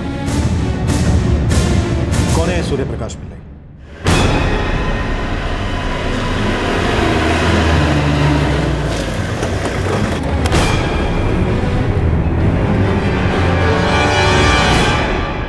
सूर्य प्रकाश जी तो इसी गांव में रहते हैं। सूर्य प्रकाश के साथ हरिहर जी की किसी तरह की कोई लड़ाई हुई थी? नहीं नहीं, बिल्कुल नहीं। अप्पा तो रिश्ते जोड़ने में विश्वास रखते थे, रिश्ते तोड़ने में नहीं। उस दिन वो बिना बताए चले गए। क्या अक्सर वो ऐसा करते थे?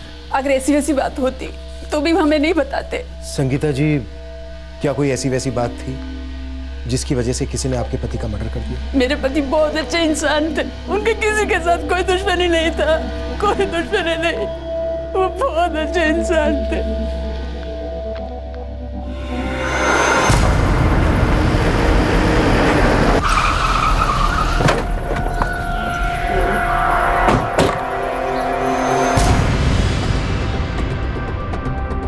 सूर्य प्रकाश। जी साहब। तुमने हरिहर को क्यों मारा?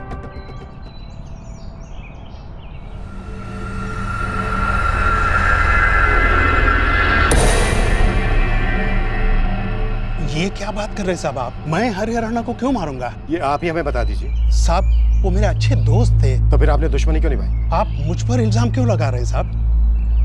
क्योंकि जिस दिन उनका मर्डर हुआ उस दिन दोपहर को लगभग 2:15 बजे आपने उन्हें आखिरी बार फोन किया था या नहीं? मैंने उन्हें फोन किया था। क्या बात हुई थी फोन की? वो सर, मैंने अपनी बेटी योगिता के बारे में बात की थी। सूर्या, मैं पूरी कोशिश कर रहा हूँ, जितनी जल्दी हो सके मैं योगिता के लिए अच्छे से अच्छा लड़का ढूंढ कर निकालूंगा। मैं बहुत परेशान हूँ, योगिता की शादी जल्दी से जल्दी करवाना चाहता हूँ। मैं जल्दी ही कुछ करता हूँ।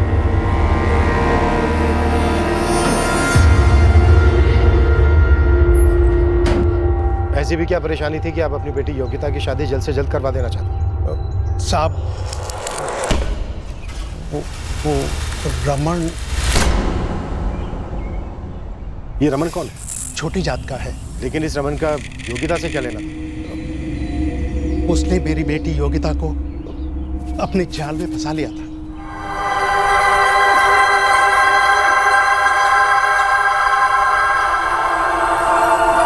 अनर्थ हो जाता अगर मेरी बेटी और रमन का रिश्ता बनता। मैं इस परेशानी के बारे में हरियाणा से बात की थी साहब। उन्होंने मुझे भरोसा दिलवाया था कि वो योगिता के लिए अच्छा रिश्ता जरूर ढूंढेंगे। और रमन ने आपकी ये बात इतनी आसानी से मान ली कि अगर उसका रिश्ता आपकी बेटी योगिता के साथ होता है तो अनर्थ हो जाए? साहब, मैंने रमन से बात नहीं की, हरिहर राणा ने की, बल्कि उन्होंने उसे अच्छी तरह से समझाई थी। देख रमन, मैंने बहुत से रिश्ते करवाए और तजुर्बे से कह सकता हूँ कि तेरे और योगिता के रिश्ते का कोई भविष्य नहीं, क्योंकि इस रिश्ते से कोई खुश नहीं। मैं और योगिता तो खुश है ना, हमें बाकी लोगों की परवाह नहीं है। पागल मत बन। खुद को खुश रखने के लिए दूसरों को नाराज नहीं करते। अगर तेरी जगह मेरा बेटा या बेटी होती ना तो मैं उसे भी यही समझाता। योगिता को भूल जा। मैं वादा करता हूं तुझसे कि मैं तेरे लिए योगिता से अच्छा रिश्ता ढूंढ कर दूंगा, और वो भी तेरी बिरादरी में। हरिहर राणा ने योगिता को भी समझाया था और वो समझ भी गई, लेकिन मैं योगिता की शादी जल्दी से जल्दी करवाना चाहता। इसीलिए ये बात करने के लिए मैंने उस दिन उन्हें फोन किया था साहब। तुम्हें क्या लगता है ये जो लड़का है रमन, ये हरिहर को मरवा सकता है?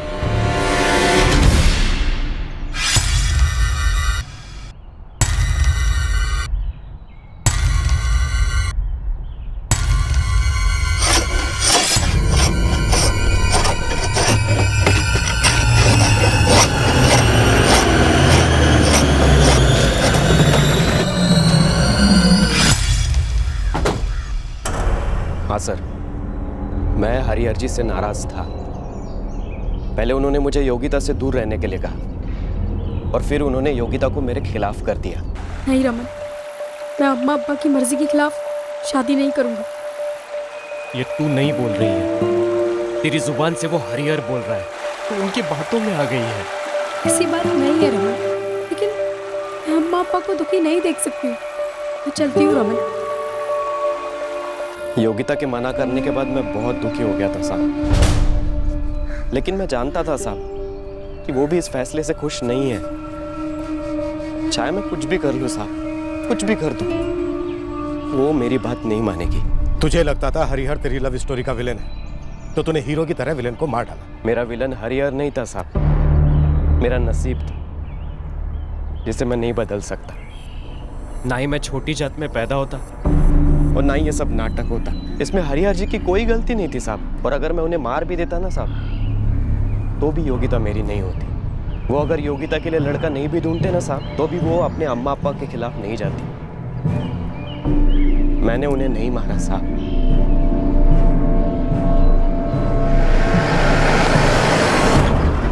रमन के अलावा किसी और की भी दुश्मनी हो सकती है हरिहर के साथ। हाँ सर, जिस बेरहमी से उसे मारा और फिर जलाया गया है, लगता है कोई हरिहर से बेहद नफरत करता था। मुझे लगता है किसी ने नफरत निकालने के लिए प्यार का सहारा लिया। आदित्य तुम एक काम करो सर, ये हरिहर से जो भी कोई प्यार करता है उसकी फैमिली में उन सबका कच्चा चिट्ठा निकालो। हर आदमी कह रहा है कि हरिहर बहुत अच्छा इंसान है, तो हो सकता है उसकी फैमिली में किसी के लिए उतना अच्छा ना हो। हरिहर सबकी कुंडली निकालता है, हमें उसके परिवार वालों की कुंडली निकालनी होगी।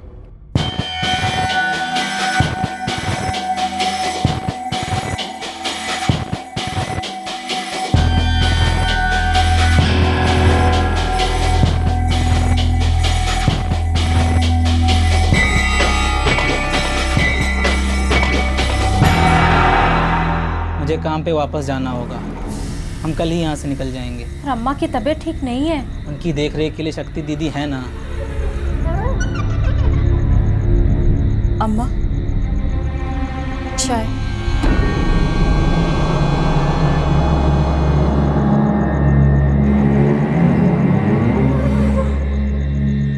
अम्मा, तुमने कब से कुछ नहीं खाया, कम से कम चाय तो पी लो।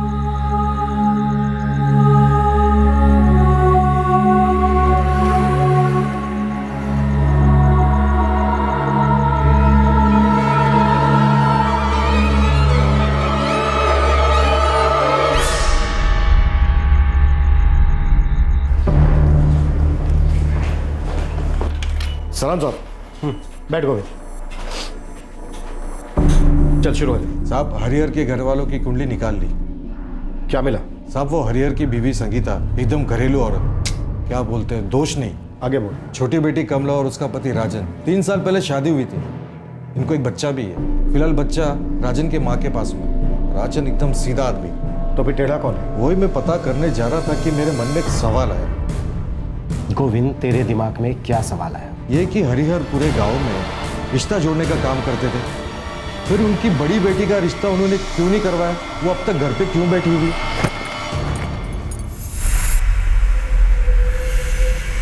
फिर इसका जवाब मिला मुझे। क्या जवाब मिला? शक्ति का रिश्ता तो हरिहर नहीं करवाया था और उसकी शादी भी हो गई थी। किसके साथ? फिर उसकी बेटी अपने मैके में क्यों रह रही थी? साहब, बड़ी बात ये नहीं है कि वो मैके में क्यों रह रही है, बड़ी बात ये है कि उसका पति ससुर के क्रियाक्रम के टाइम पर भी नहीं आया। अब चाहे तो रामदास जी से पूछ सकते हैं। कहाँ था उसका पति और क्यों नहीं आया? झगड़ा हुआ है साहब। किस बात को लेकर झगड़ा हुआ? साहब, ये तो अंदर की बात है, या तो शक्ति बता सकती है या उसके घर वाले। लेकिन एक बात पक्की है। क्या? शक्ति और मंगेश के बीच में बिल्कुल भी नहीं जमती थी।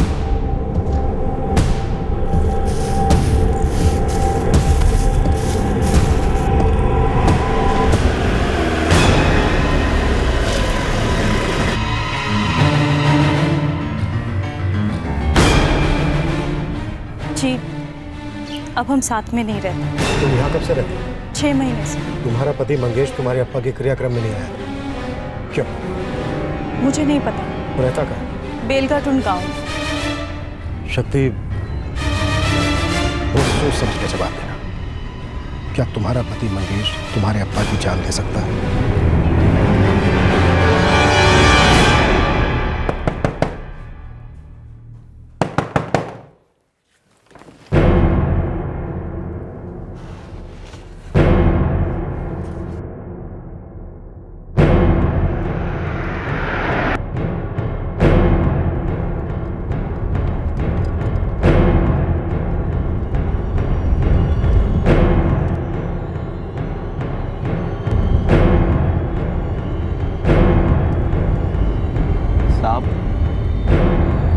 वो मेरी पत्नी शक्ति के साथ मेरी बनती नहीं थी और उसके घर वालों के साथ भी, इसीलिए मैं अपने ससुर जी के क्रियाक्रम में नहीं गया था। तो तुझे पता था कि तेरे ससुर जी मर चुके हैं? जी साहब। कैसे? वो एक पहचान वाले ने बताया था। किसने? मेरे दोस्त ने साहब। नाम क्या दोस्त? रमेश। कहाँ रहता है?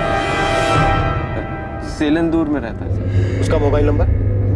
नंबर नहीं है साहब मेरे पास। तो उसने तुझे कैसे बताया? मिला था साहब वो मुझसे। कहाँ मिला था? मैं कुछ काम से शहर जा रहा था तो बस में मिला था साहब। किस काम से? जिस बैंक में मेरा अकाउंट है वहीं पे मुझे कुछ काम था। किस बैंक में अकाउंट है? साहब आप मुझसे इतने सवाल क्यों पूछ रहे हैं साहब? मैंने अपने ससुर जी को नहीं मारा है।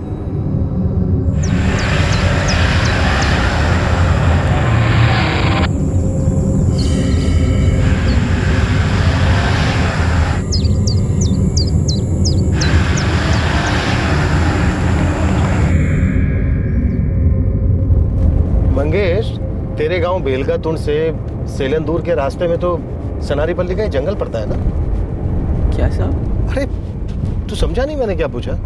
देख, तेरे गांव से तेरे ससुर के गांव पहुंचने के लिए इस जंगल को पार करना पड़ता है ना? मुझे पता नहीं साहब, मैं यहाँ कभी नहीं आया।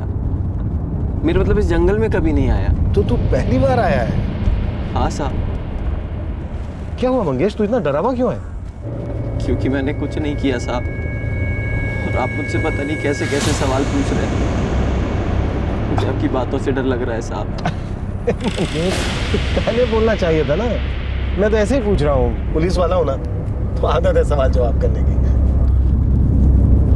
साहब, साहब मैंने कुछ नहीं किया साहब।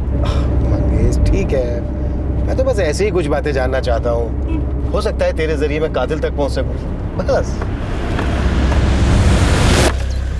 क्या हुआ?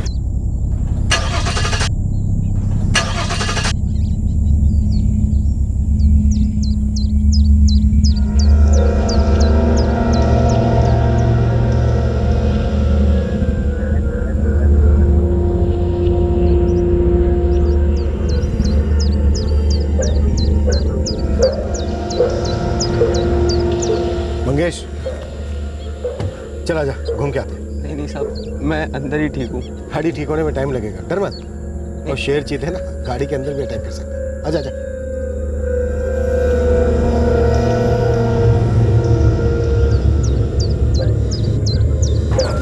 मंगेश, तुझे पता है तेरे ससुर जी की लाश भी ना हमें इसी जंगल में मिली। वहाँ थोड़ा सा आगे। सर, डीजल खत्म हो गया।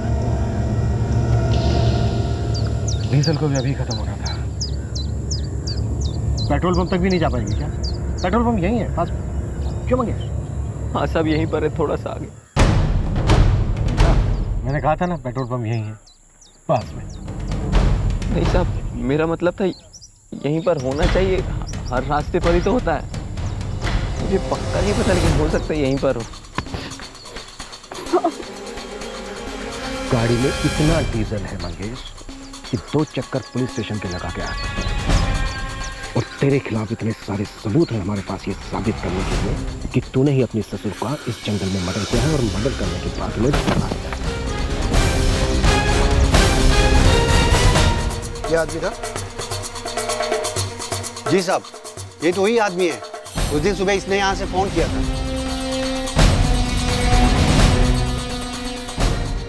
मानना पड़ेगा, दिमाग तो है तेरे पास। अच्छा सोचा, इसीलिए तू अपना मोबाइल फोन लेकर आया। तूने सोचा कि तू अपने पीछे कोई निशान नहीं छोड़ेगा।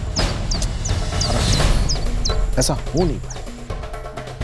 हाँ साहब, ये आया था और ये बोला कि इसका गाड़ी खराब हो गई और इसने पेट्रोल मांगा। क्या है साहब, जंगल एरिया है ना, तो परेशानी हो सकता है। हम लोग भी समझता है ना, तो मैं इसको बोतल में पेट्रोल दे दिया साहब।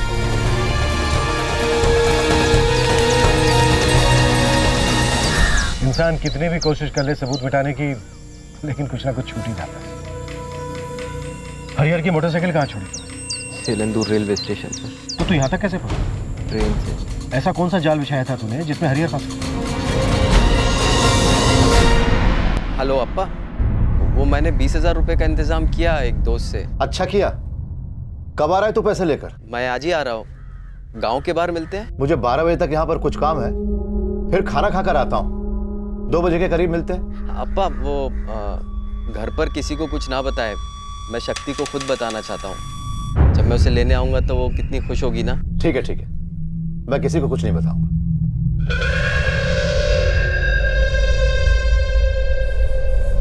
तूने पैसे देना ही नहीं चाहता, तूने मारना चाहता। हाँ, दम घुट रहा था साहब मेरा। बहुत जिल्लत बर्दाश्त की थी मैंने, अब और बर्दाश्त करने की ताकत नहीं थी मुझमें। बहुत परेशान करते थे साहब वो मुझे। ये 20,000 का क्या चक्कर है? तूने उनसे पैसे उधार लिए थे? नहीं साहब, मैं मेहनत करके जो भी रूखा सूखा मिलता उसी में अपना गुजारा करता हूँ साहब। मैंने कभी अपनी ज़िंदगी में किसी से एक पैसा भी उधार नहीं लिया साहब। तो फिर वो 20,000 रुपए क्यों मांग रहे थे? और तुझे किस बात की जिल्लत सहनी पड़ रही?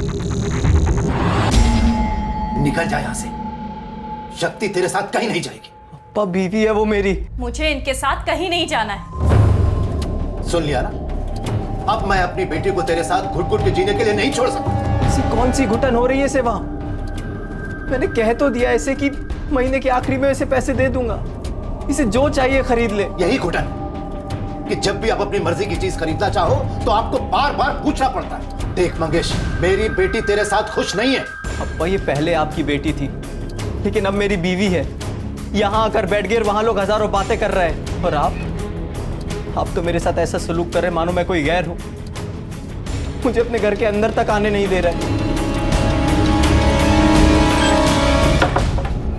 यहाँ खड़े होकर तमाशा करने से कोई फायदा नहीं मंगेश। मैंने कह दिया ना, मेरी बेटी तेरे साथ नहीं जा सकती। वो तेरे साथ खुश नहीं है। क्योंकि आपका हाथ है उसके सर पर, और वो तो अपनी जिम्मेदारी समझने को तैयार ही नहीं है। बिगाड़ के रखा है आपने अपनी बेटी को, ऊपर से अभी भी उसके नखरे उठा रहे हैं। ठीक है, तुझे शक्ति चाहिए ना, तो तू मुझे 40,000 रुपए दे दे और ले जा।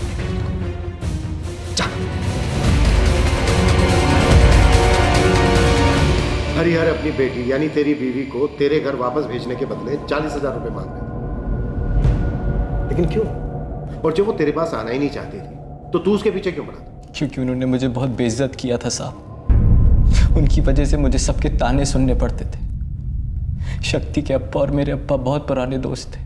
हमारी शादी को 4 साल हो गए, लेकिन हमें बच्चा नहीं हो रहा था। लेकिन इसके लिए मैंने शक्ति को कभी कोई दोष नहीं दिया। मैं उसका पूरा ख्याल रखता था। फिर उसने बातें बनाना शुरू कर दी। क्यों? आखिर क्यों? देखो शक्ति, हम कितनी बार तो कोशिश कर चुके हैं, कुछ नहीं हो रहा है।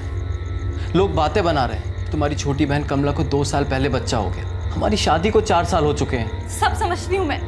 तुम इस बात का दोष भी मेरे सर डालना चाहते हो। अरे मैं तुम्हारे सर पर कोई दोष नहीं डाल रहा। तो फिर डॉक्टर के पास जाने के लिए क्यों बोल रहे हो? अरे मैं सिर्फ तुम्हें जाने के लिए नहीं बोल रहा हूँ। मैं चाहता हूँ हम दोनों डॉक्टर से जांच करवा लें। हो सकता है डॉक्टर की मदद से कुछ हो जाए। और अगर डॉक्टर ने कहा कि कमी मेरे अंदर है तो? तुम ऐसे क्यों सोच रही हो?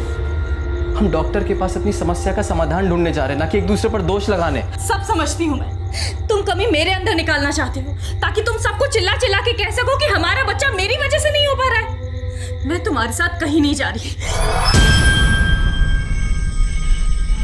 शक्ति तैयार नहीं हुई और बार बार झगड़ा करके किसी न किसी बहाने से उसने अपने अम्मा अप्पा के घर जाना शुरू कर दिया, और उसके घर वाले उसे मेरे पास वापस नहीं भेजते थे।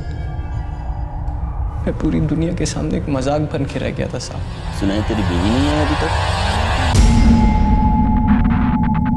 पहले तो लोग मेरे पीठ पीछे बातें बनाते थे, फिर उन्होंने मेरे मुंह पर मुझे बेइज्जत करना शुरू कर दिया। कहते थे कि मेरे अंदर कोई खोट है, इसलिए मैं बाप नहीं बन पा रहा, और इसीलिए मेरी बीवी मुझे छोड़कर चली गई। मैं शक्ति और अप्पा के सामने भीख मांगता रहा। वो लोग मुझे बार बार जलील करते। निकल जाओ यहाँ से। मुझसे बहुत बड़ी गलती हो गई जो मैंने अपनी बेटी की शादी तुमसे करवाई। अब जाओ यहाँ से।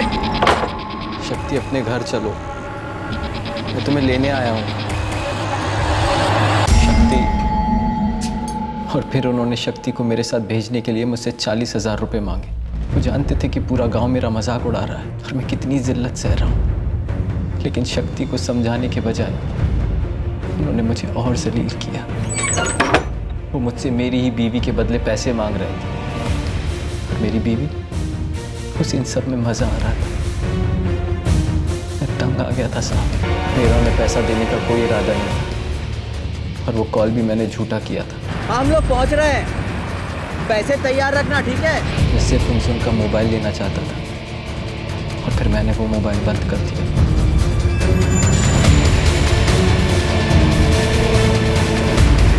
मैं उन्हें जंगल के बहुत अंदर ले गया और उन्हें मार कर जला दिया, ताकि किसी को ये पता ना चले कि कौन मरा और किसने मारा? मंगेश माना कि तुम तकलीफ में थे, पर तुमने गुनाह किया है जिसके लिए तुम्हें माफी नहीं मिल सकती। तुम शक्ति को भूलकर नई जिंदगी की शुरुआत कर सकते थे, जिल्लत भरी जिंदगी से बाहर निकल सकते थे। क्या हासिल हुआ तुम्हें हरिहर की जान लेकर?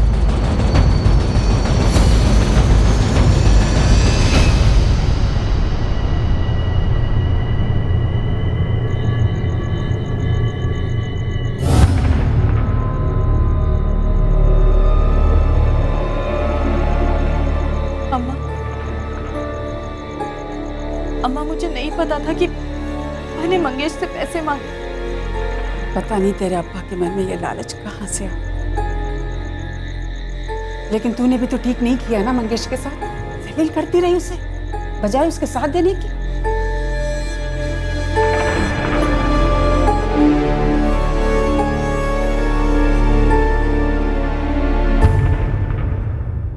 मंगेश को आईपीसी की धारा 302 के तहत हत्या के लिए और धारा 201 के तहत सबूत मिटाने के लिए अरेस्ट किया गया है। फिलहाल वो जुडिशियल कस्टडी में है। ऐसे बहुत से मामले सामने आते हैं जिसमें अपराध करने के बाद अपराधी सबूत मिटाने की पूरी कोशिश करता है, लेकिन फिर भी वो पुलिस के शिकंजे में आ ही जाता है। Crime never pays. अपराध कभी नहीं छुपता। अपराधी लाख कोशिश कर ले लेकिन वो बच नहीं सकता। जिल्लत, दुख, दर्द, इस सब का बस एक ही इलाज है। जिस चीज से प्रॉब्लम हो उसे पीछे छोड़कर आगे बढ़ जाना। गुस्से में किया गया फैसला अक्सर उल्टा ही पड़ता है। अगर ठंडे दिमाग से सोचा जाए तो हर मसले का हल हो सकता है, लेकिन किसी को जान से मारना यह किसी मसले का हल नहीं हो सकता। अगर किसी शादीशुदा जोड़े को बच्चा ना हो पाए तो उसके दर्द को समझा जा सकता है, लेकिन लोगों की फिजूल बातों को दिल से लगाकर अपने आप को चोट पहुंचाने का कोई फायदा नहीं, क्योंकि लाख कोशिशों के बावजूद भी लोगों के मुंह नहीं बंद किए जा सकते। जो लोग किसी का भला नहीं सोच सकते, ऐसे लोगों की बातों की परवाह क्यों करना। कोई भी रिश्ता हो वो दिल से बनाया जाता है।